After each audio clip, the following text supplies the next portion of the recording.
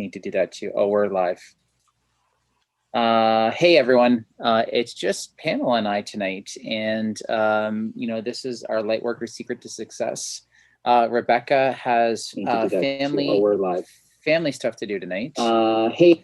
And Colette was not feeling very good after our mastermind that we were just on, so she decided not to join. And Amanda has some stuff she's got to take care of with her daughter, so she wasn't able to join. And we were looking for someone to interview, and we couldn't find anyone. So tonight, Pamela and I have both been reading. Well, I finished the book. Pamela has not yet.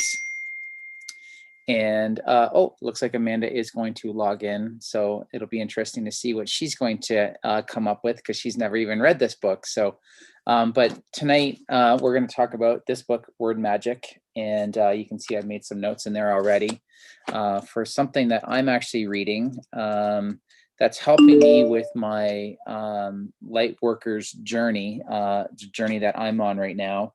And one of the things that's in here where I have it labeled is something that's called a straw man. If you don't know what a straw man is, I'd highly recommend for you to look at it and learn about it, what a straw man is.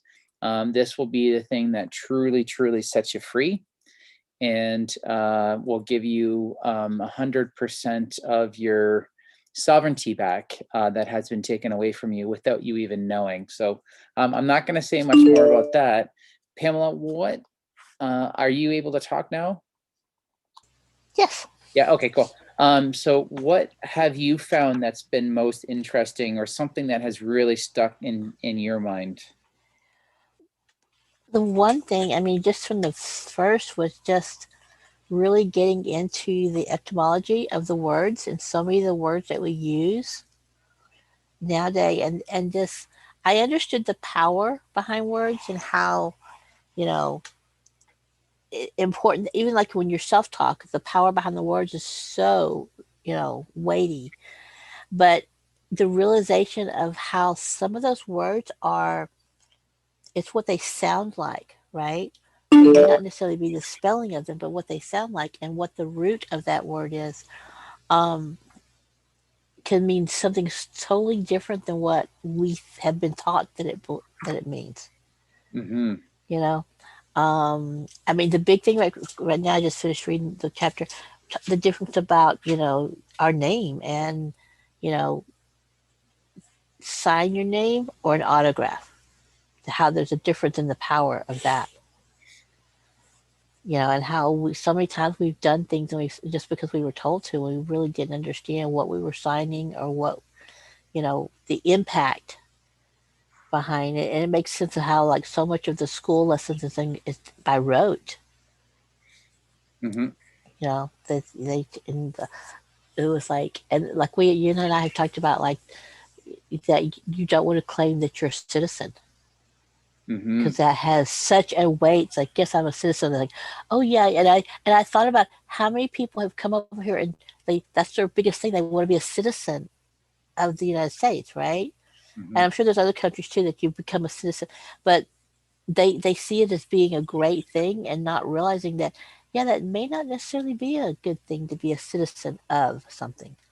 Yeah, I think when you find out kind of the meaning behind it and what the hidden occult meaning of it actually means, you'll probably think twice about it. And I don't ever want to try to sway someone's thoughts or beliefs, or that if that's something that they really want to be a citizen of the United States or a citizen of Canada or a citizen of whatever country you want to be in, that's fine. But all I would implore you to do is go and check out and see what that word actually means. And you may think twice about it. I know that I don't want to be a citizen of any country anymore, because I know what it means, and I don't ever want to be like that. The other word that actually, I think it's chapter 4, if I'm not mistaken. I was just trying to remember because I just finished a book and I'm going back through it now. But in chapter 4, they talk about, no, that's religion and education. When they're talking about the voting, That's chapter 3. Is it chapter 3? So Mhm. when they're talking about the word vote, if you just kind of think about what that word is, and you think about what word sounds very close to the word vote, is volt. And if you know the whoever, whatever you think it is, the evil ones, the ones that are in charge, the 13 families, whatever you want to say, the reptilians, however you want to say it, um, how they view us, the people that aren't in charge, is they view us as batteries, and they need us to charge their batteries. So when you start to think about all these words, so when you vote, what you're actually doing is you're giving your power away to someone else. You're voting for someone to have power over you, is what you're really doing. So I don't I don't think I'm ever going to vote in the way that they have structured the voting system, um, anymore. Now, if things change and voting means something different, um, then I'm definitely going to have to check into it. Hang on, I just want to mute this because it is going nuts. Everyone wants to buy silver. Um, so that for me was a huge eye opener. That all that stuff was a huge eye opener for me when they were talking about, voting and giving your power away and batteries and us charging it. And so that was one of the things that I found. Hey, Amanda. Sorry, guys, my internet wasn't working, so No I had worries. to It's okay. figure out what's going on. And you've had a long day today. So we just got started. Uh, we didn't have anyone to interview tonight, and Rebecca and Colette both aren't here. So Pamela and I had decided that tonight's topic was going to be on word magic, and I know you haven't read the book yet. Oh, we're already live. Sorry, I'm coming in late. Yeah, no worries. So it'll be I think I interesting. didn't say anything racy. No, definitely not at all. So we were talking about some words that were in that book that we found very Yeah. interesting. Oh, do you have the book too, Pamela? Mhm. Oh, I need to get it. Yeah. So just, I guess, kind of hang along with us, and we'll see where Okay. this goes and see Yeah. what words come up for you. Was there any other words, Pamela, that you found really interesting? Well, yeah, when you were talking about, the voting and giving your power away, that the other word that came up was, remember, empower. Empower. Oh, Yeah. yes. Because when we went and did the research on the etymology, it means to give power to. So it's like we don't want to empower somebody, because if we're empowering them, then we're giving our power Mhm. to them. So it's the same dynamic of voting the volt, your Mhm. power, you're giving it to them, Yeah. And we talk so much about, not giving your power away, but yet we use words like that without even realizing that we talk one way, but we're saying something else that means just the opposite of what we thought they did. Yeah. Another word that really got my attention, and Pamela knows that I'm exploring this still, is the word logos. Logos, logos. And we all know what a logo is. All these brands have logos. But when you actually understand what that word means, is it means source energy is what it means. And so I don't know, everyone that knows me knows how much I love the movie The Matrix. And in the third part of The Matrix, the ship that Neo takes to go to the source is actually called Logos. I don't know how many people picked that up. I didn't until just recently. I didn't understand what it meant. But if you think about the one Logos source going to the Machine City, it just kind of all makes sense on how that all came together, and how The Matrix was actually a documentary showing us all this stuff. So I really, and logos comes from an ancient Greek word or Latin word. I'm not really sure where it actually came from, but the ancients used to talk about that. So that was one word that, really got me interested, and got me thinking about a lot more, and seeing things in a lot different light. Well, remember the other day we had our accountability call, Adam, and I was like, "Good morning," and you're like, "Don't say that because you're wishing me morning. I'm wishing you death." And I was like, "Oh gosh." So, and it's hard because when I go into my client's house, I'm always like, "Good morning," and because it like brightens their day. But now I'm like, well, what else could I say that's not so, doesn't sound like off. I I don't like good day, Mhm. Yeah, you can say good day, or you can say hi. How are you doing I today? know. I usually Right? I usually say hi. How's it going? So Yes, yes. I'm trying to Yeah. get out of that routine of saying. Well, and I think the other word that's really important for people to understand is the word hello. And by the way, the hello is Oh not in the yeah, book, but when you just stop and think about how that word's even written, yeah. I know there's an occult meaning behind it and I'll find it, but you're like saying hell, oh, Hello, yeah. right? Like you're basically saying you're in hell, oh, right? Like that's really what it starts to mean when you start to break these words down and how they've put these spells on us without us even knowing it.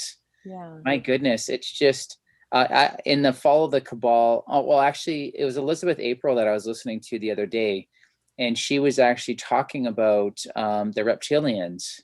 And the reptilians, according to her, whether you believe her or not, and I mean, I have no reason not to believe her at this point. But she said she wanted to see the dinosaurs and what they actually were. And she said that the reptilians lived among the dinosaurs millions of years ago, and they think this planet is theirs, and they're not willing to give it up. So they're willing to do whatever they can to take it away from us and not allow us to have it. And they want to exterminate all the star seeds that are here and just live with their own kind. And I have no doubt that that's true. I have no reason to believe it's not true. And when you start to see all the occult words that they've put into place, all the spell words that they put into place, it really makes a lot of sense. And I hope that if you haven't read, this book, Word Magic, and I'll put it up there. Can't remember his name, Pao Chung, Chang. Yeah, it was really good. I don't typically read books for people that know me, but I actually read that one quite fast, and I have to go through it again. But my main thing that I'm looking at now is called Straw Man. If you don't know what Straw Man is, look it up. But if you want to claim your sovereignty and you want to be free, this is the way, and you don't want to pay taxes ever again. By the way, just look it up. And I think the girl's name is AnnaVonRights.com. AnnaVonRights.com.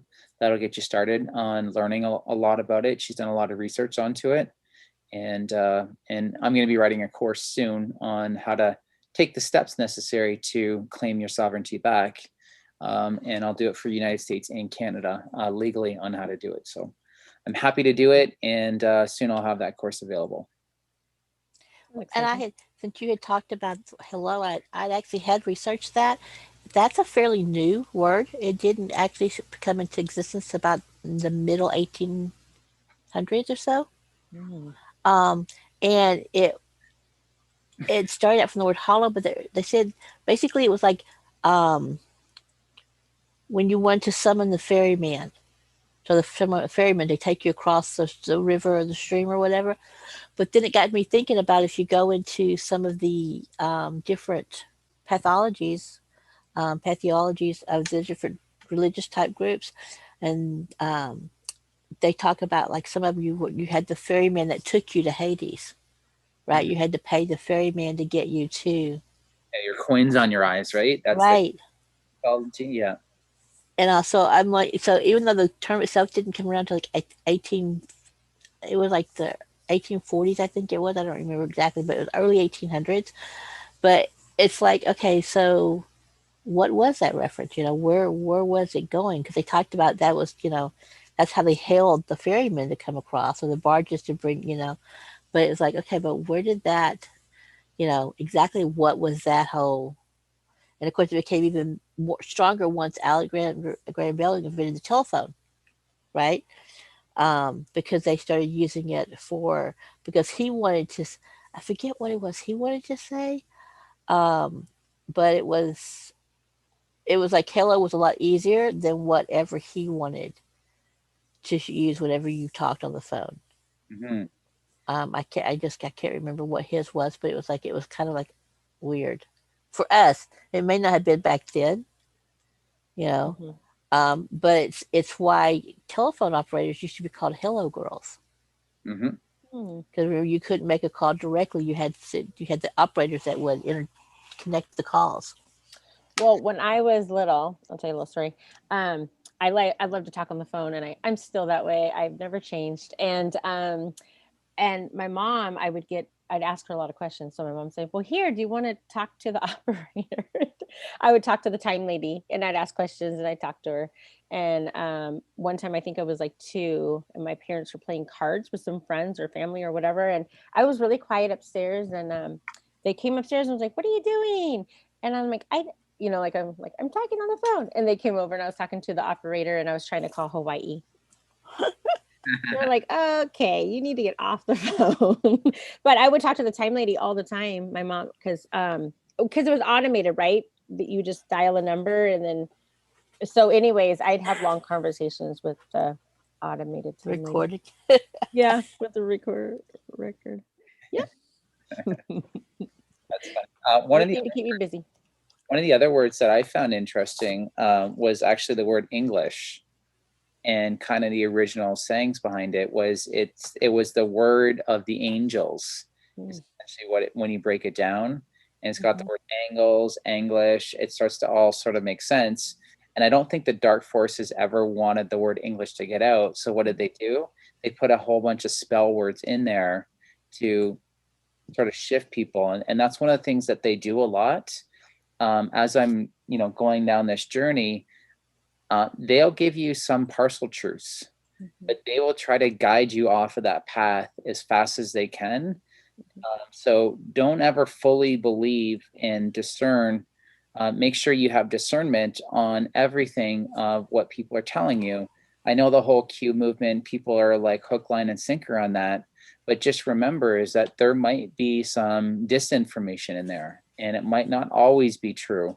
I know there is a lot of truth behind it, especially when I muscle test a lot of the things.